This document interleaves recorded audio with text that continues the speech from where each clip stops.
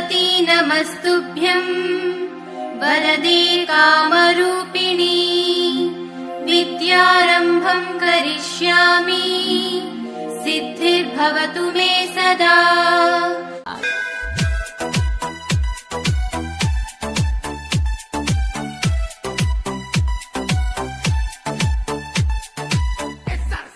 ಬಳಪ ಹಿಡಿದ ಭಗವಂತ ಇರುತ್ತಾನೆ ನಮ ಸುತ್ತ, ಅವತಾರ ನಾನಾ ರೂಪವೋ.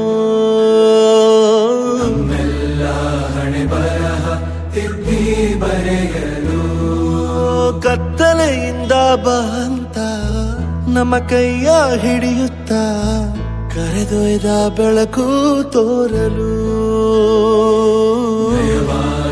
ಗದರೋದು ನಮ್ಮ ಬೆಳೆಸಲು